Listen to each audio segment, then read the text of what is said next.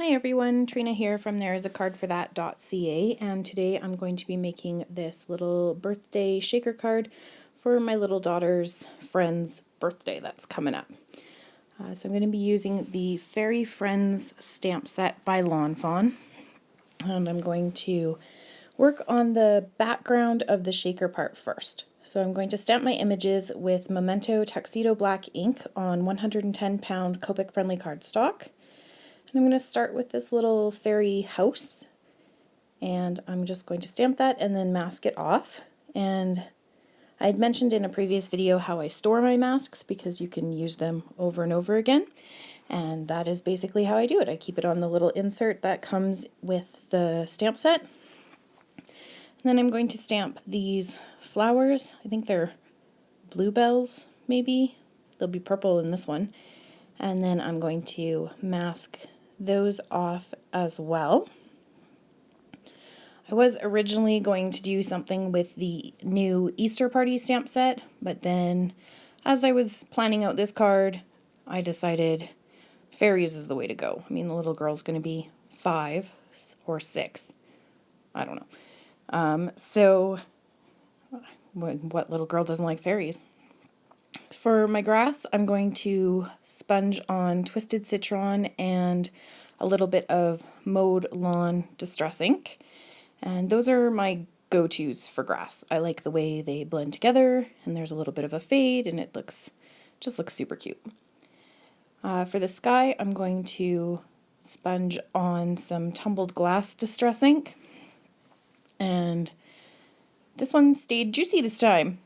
Not sure why, but it was great. Maybe I had oversaturated it when I juiced it up the last time. But yeah, much easier to do this time. And then I'm going to set that aside, and I'm going to sponge Shaded Lilac for the frame that will go around the shaker, just to add a little bit of contrast and make the frame stand out a little bit more. So I'm just going around and sponging that. And even though this is sped up, like I think it's only like 1/4 of an inch wide, the frame, so you gotta use a really light hand or you'll crinkle it and then you'll be sad. I'm going to stamp some extra little things.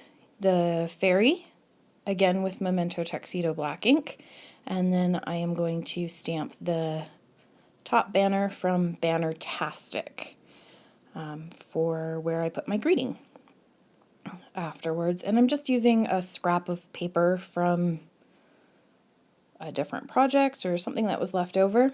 The greeting is going to be from year 3, and I had previously cut that apart so that I could stack it, and now I'm just lining it up the way that it was originally done, and then I'm just going to stamp that right inside the banner because it fits absolutely perfectly.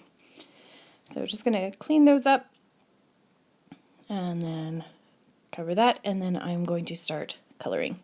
For the banner, I want it to look white, so I'm actually going to color it with the cool grays, C3, C1, and C0, and then it ends up being a little bit darker than I had wanted it to, a little bit grayer, so I will go over the whole thing with my colorless blender just to lighten that up, and then once the paper dries, it'll actually look like it's white.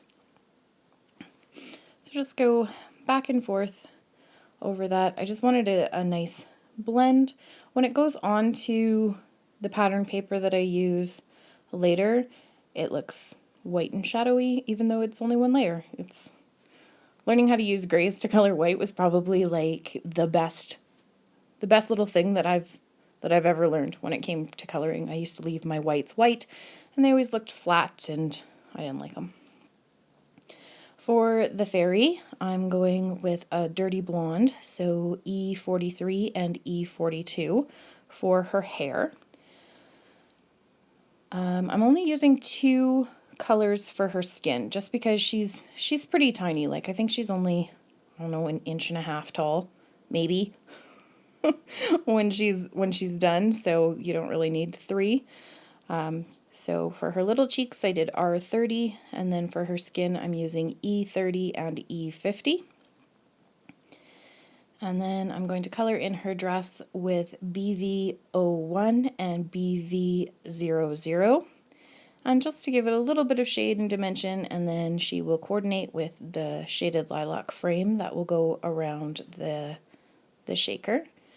For the wings, I'm using BG10 and BG70. Later on, I'm actually going to cover her wings later, and obviously you'll see that. But she looks pretty super cute as it is right now. Then I'm going to remove my masks from my background, and I'm going to start coloring in these images with Copic markers as well. For the stem of the flower and the very top stem part of the house, I'm using YG17 and YG25, and this is my favorite combination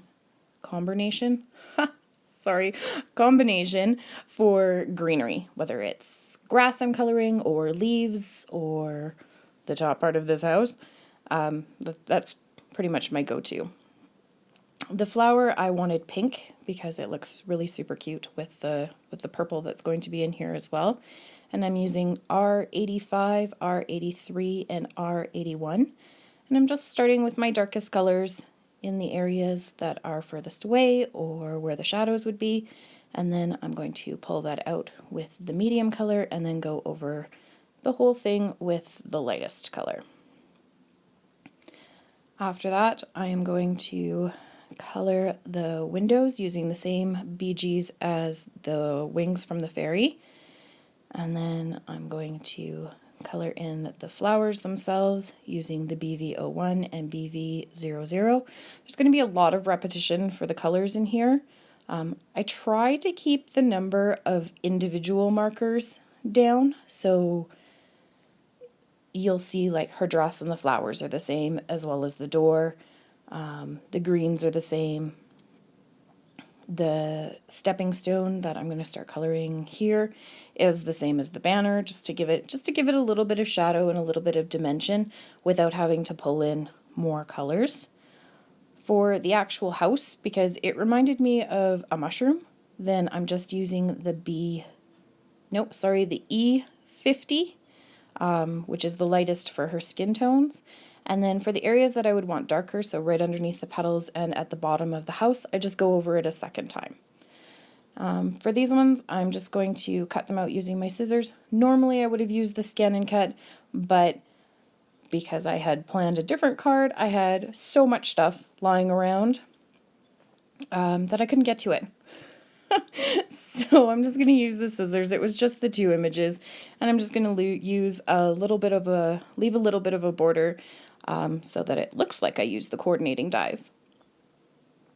Here I'm going to start putting together my shaker frame. So I'm using 1/8 inch score tape around the back of the frame, and then I will adhere this to my acetate panel. And I don't buy any special acetate. I actually go to Staples, which is like my local stationery store, and I get a package of the overhead projector sheets that they used to use in like schools before smart boards, and you get a pack of 100 for not super expensive, and they last forever. Like, I think I'm still on the same pack from 3 years ago. I do have another pack because I went through this shaker phase where every card I made for months was a shaker. And I thought I was going to run out, and turns out I didn't. So I will have enough acetate for shakers for all eternity.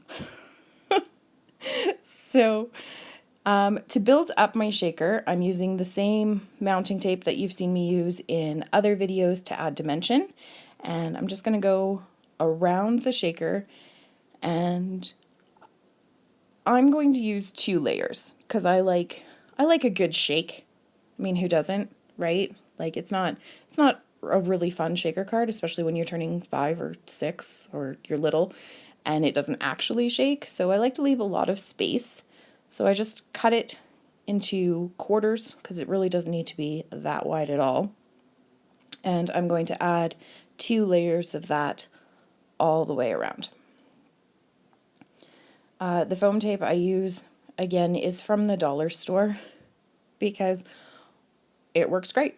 It works fantastic, and I don't have to spend like $90 for a giant roll when I can spend $1 or $1.25 for a smaller roll. And then storage is easier and getting replacements is easier. I don't have to order it online or anything like that, because my stationery store, it has the 3M tape, but there's like a meter of it on a roll.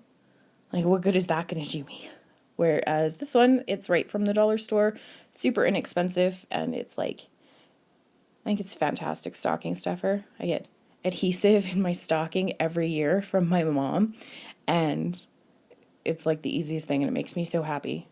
Makes me so happy, and she just goes to the dollar store and picks it up. So I'm just finishing off the last section for my second layer, and then I'm going to make sure, and there's a little bit of a gap here, but the size of the pieces that I'm using aren't going to be able to fit through it, so I'm not super worried. If I was using glitter, then yeah, you'd have to make sure. Because I cut it in half, it's still a little bit sticky, so I just go around it with my powder tool and add, before I take the backing paper off, just go around it just to unstick the sticky edges. I'm going to fill my shaker with these new flower sequins that I got from Recollections. They have this spring set out, and it's so pretty. There's a little bit of like chunky glitter, and 6 of these things, and it was on sale, so that's always good too. But I thought the flowers would work out really well for this spring fairy garden shaker. And then I just press that down all the way around, and look at it shake. Shakes so well. And I mean, some of them will stick, but you get the idea. I'm going to adhere the fairy down in the top right corner, and I'm just using my regular tape runner to stick her in place. And then give it another shake again, because it's so fun, right? She just shakes and shakes and shakes. My card today is actually going to be a 4x4 square card. So I'm cutting a piece of heavyweight cardstock down to 8x4, and then I am going to fold that in half, and this one is going to be a top folding card today. I'm going to be using a piece of, oh no, I'm going to work on the inside of the card first. I don't usually show the inside of the card because it's always an afterthought for me, and I know I should because it's fun. I'm using the sentiment from the same Fairy Friends set, Have a Magical Day. Just stamping that down with Memento Tuxedo Black ink on the inside, and then get that straight. It's kind of hard to get things really straight without getting my head in the way when I'm filming, because I'm used to working like directly over my work, I guess. But with this, because like the camera is there, I'll either smack it with my head or get my head in the way, and I mean, you're not here to see the top of my head. And so I'm going to second generation stamp this little fairy, and she's a little hard to see on camera, but she's just soft on the inside, and it just looks super cute. It's just an extra little something. Now I'm going to finish the outside, and I'm going to cut down a piece of Gotta Have Gingham yellow paper to 4x4, and that's going to cover the entire front of my card base. And I'm just going to use my little tape runner to do that. Again, still the same tape runner. These things last forever. I had thought right there that it was out, but no, it's starting to run low. So that's just going to go straight over top. And then I'm going to adhere down my little shaker. Mostly center, does end up being a little bit to the left, but who's going to notice? Well, you will now, because I told you. But you wouldn't have noticed if I didn't say anything. Maybe you would have. I noticed, but then I did it right. But closer to the top, because I'm going to have that banner that we had created earlier on the bottom, and I wanted that stuck on foam tape just a little bit, not a double layer like the shaker compartment, but just one, just to give it some dimension, because it's fun.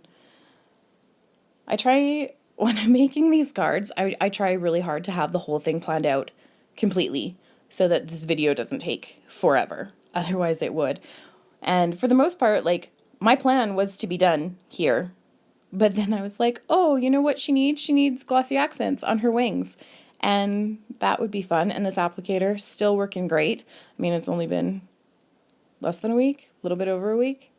We'll say about a week that I've had it. But so far, no clogs, and I haven't had to, like, dig in there with a long pin or anything like that. So pretty happy about the applicator. And then I was like, oh, see, she's done. And I was all excited about that. But then I was like, no, I'm going to need some glitter. So here I'm just dipping a soft paintbrush into Lawn Fawn's fine Prisma glitter, which if you haven't seen this stuff in real life, you need to see this. This is so, so sparkly. It totally earned its name. It totally earned its Prisma name. It is so beautiful. And later on in the pictures, you'll see when it's dry, like, it looks great. Then I was like, oh, I'm done. And then I wasn't done again because I had Nuvo drops out. So I'm using Carnation Pink, and I'll also use Violet Galaxy just to add a little bit more something right around the edges. And yeah, it's really cold. My craft room's in my basement, so these are thick. So I tried to warm them up ahead of time. But that is our card for today. Thank you so much for watching and thumbs upping and subscribing. If you haven't done those things, please do them. It really does mean a lot to me. I hope you have a fantastic day. Thank you so much. Bye.